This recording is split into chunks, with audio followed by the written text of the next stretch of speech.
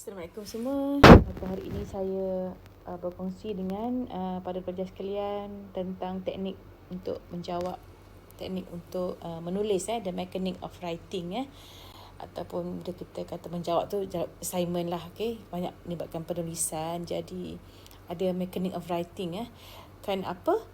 Kita kata elakkan buat silly mistake, salah simple yang ada bodoh-bodoh kesalahan tu kan, yang boleh dielakkan. Kerana apa kita nak elakkan? Kerana kita tak nak awak semua hilang markah. Jadi pernah dengar kan perkataan silly mistake ni common. Okay. Kalau kita translate dalam bahasa Melayu agak kasar lah, kesalahan bodoh kan. Tapi kadang-kadang kita tak perasan kita buat kesalahan bodoh ni. Kesalahan yang terfikir balik, alamak, kenapalah aku buat kenapalah aku tak semak.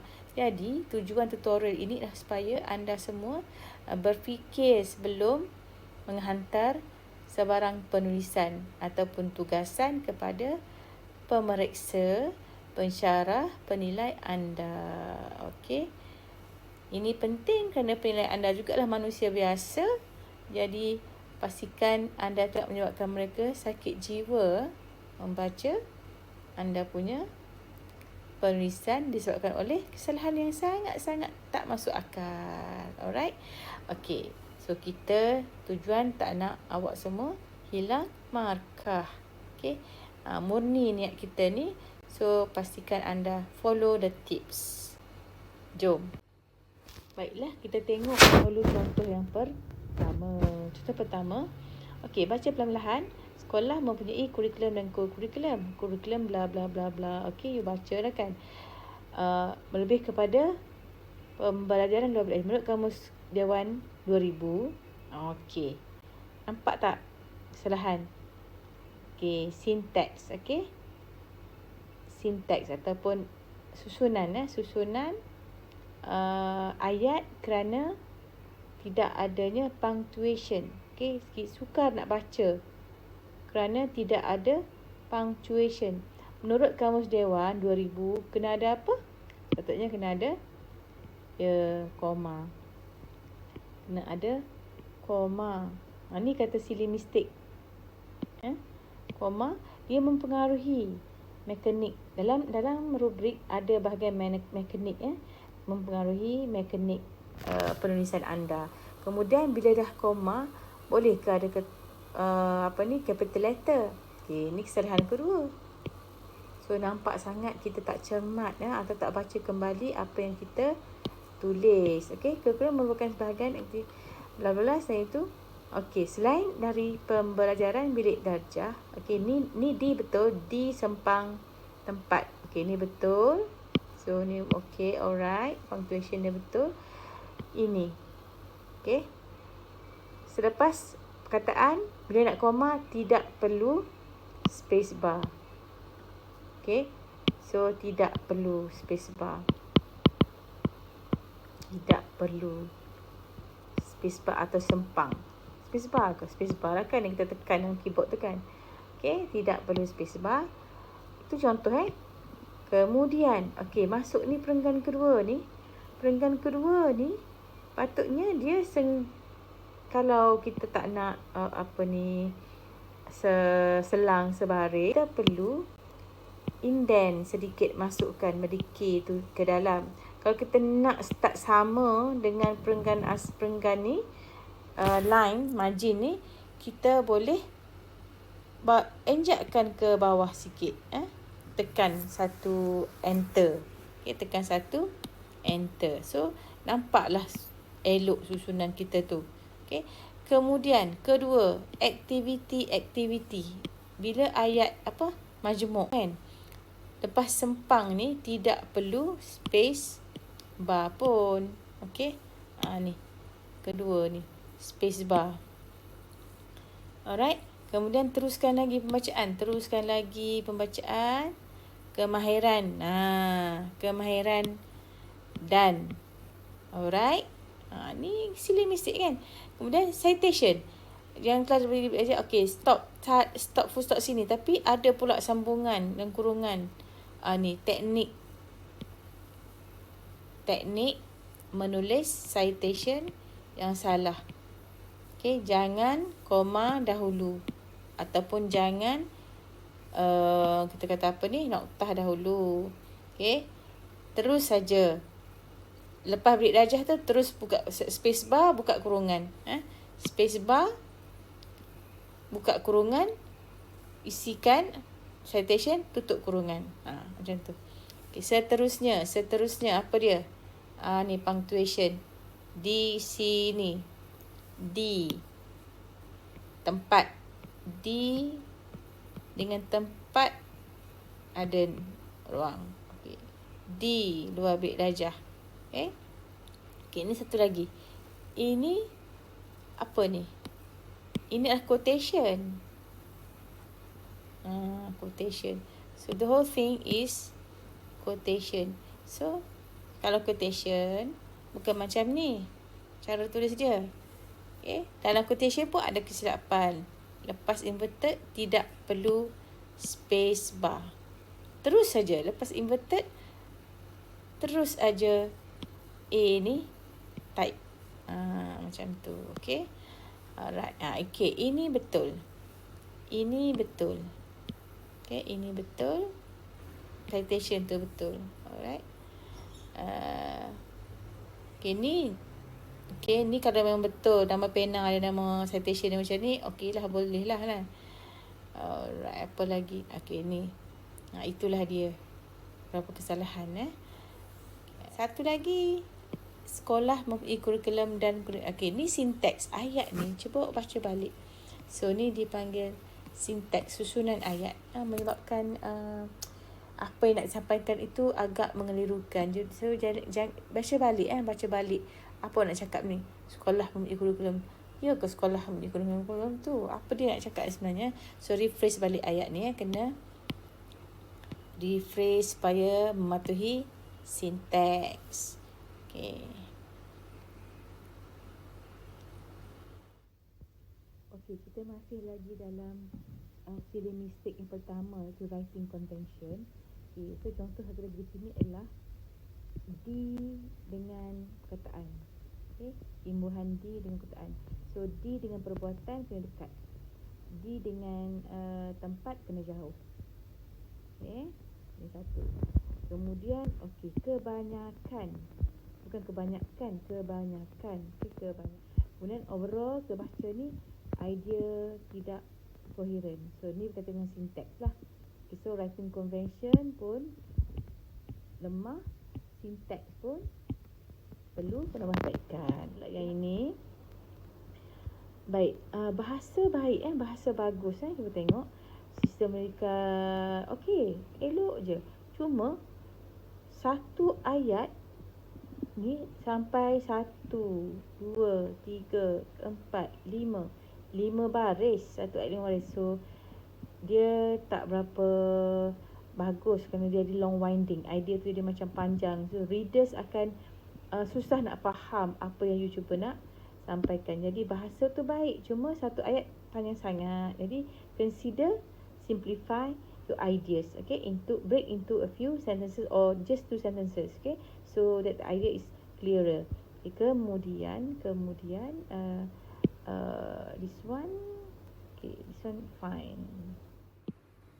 Okay, yang ni pula kita tengok, kita baca idea sangat baik. Memang idea dia bagus. Okay, good argument pun. Cuma yang mengganggu adalah satu page langsung tidak ada perenggan. Satu page tidak ada perenggan. Jadi use paragraph. Okay. Selain daripada itu, ada juga kesalahan seperti imbuhan di dengan sekolah itu rapat. Okay. Ini apa dia? Ejaan. Okay, ejaan. And then pemilihan perkataan. Cuba baca balik. Hal demikian kerana setiap dasar yang dibuat oleh pihak atasan akan disalurkan kepada pentadbir sekolah seperti PKCO terlebih dahulu menerusi mesyuarat atau apa-apa median perantaraan. Median. Apa dia median? Ni statistik. Ini medium perantaraan kan? Baik, seterusnya adalah cara menulis nombor. Okay. Cara menulis nombor. kita dalam penulisan akademik ni, kalau nombor itu kurang daripada 10, kita mesti eja secara penuh. So, dia akan jadi 2. Ni pun akan jadi 2. Ini pun jadi 3. Tak usahlah. Tu. Okay. Tu kena ingat.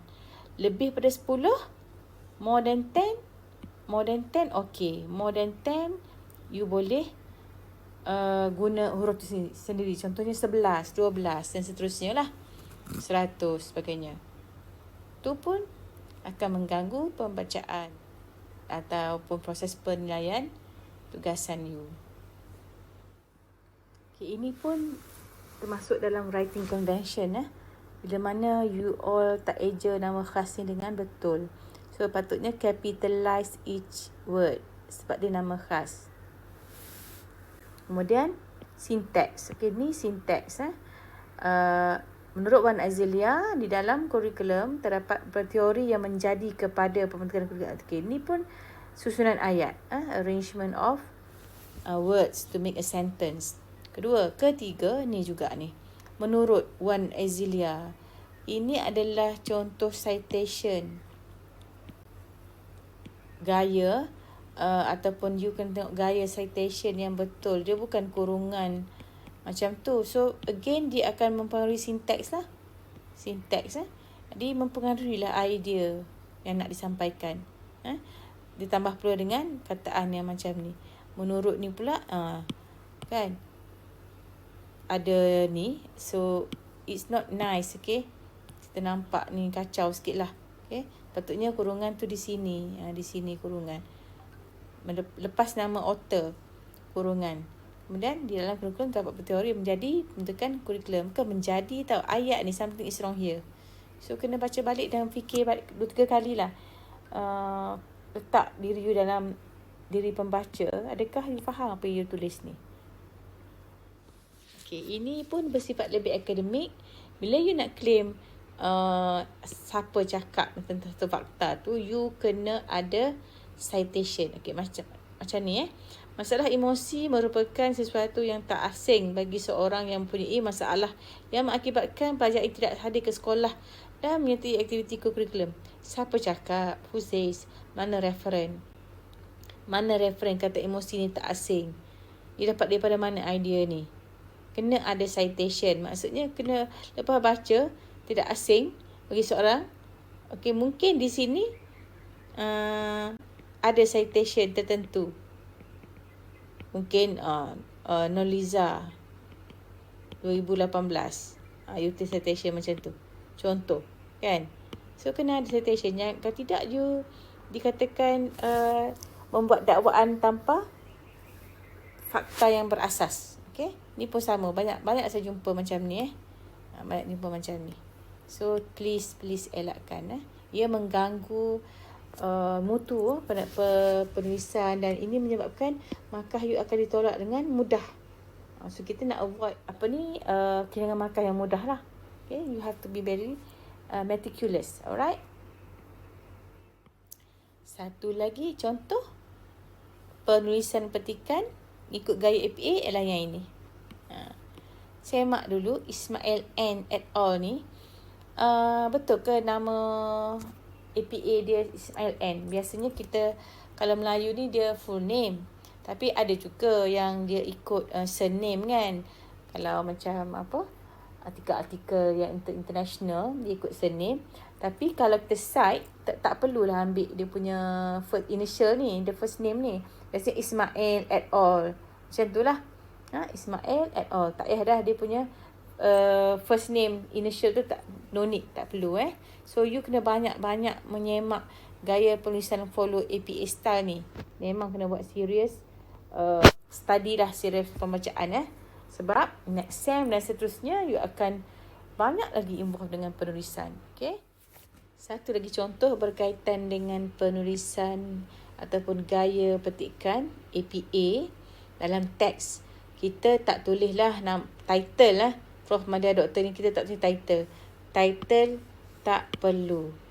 Tak perlu title. Tulis je nama author tu terus. Faham? Okey. Okey, ni pula satu lagi. Bila kita semak apa yang you tulis, okey, apa yang tulis, rupa-rupanya yang you tulis kat sini tiada pun dirujuk, di cite, dipetik dalam teks you. Dalam rujukan, rujukan, you senaraikan ni, banyak ni you senaraikan ni. Puluh-puluh. Tetapi bila kita tengok yang ini, tak ada satu pun citation dalam teks. Pandangan Nur Azhar ni tak ada pun dipetik dalam you punya penulisan. Satu lagi, format you tulis APA ni pun salah. Cara you cite benda ni, menulis rujukan ni, bibliometrik ni, bibliografi ni, bibliografi, itulah bibliografi kan.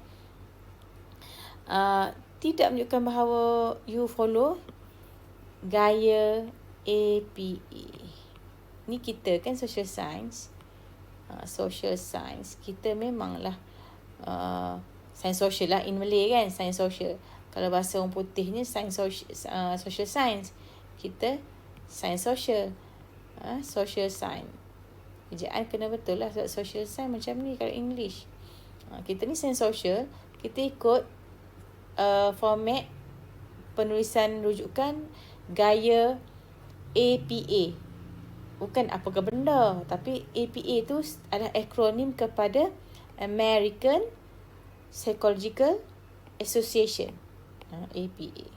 Kalau you tengok saya tulis APA tu bukan saya tanya you apa, bukan. Saya kata rujuk APA. Ni pun samalah ni. Simple mistakes, okay? Alright.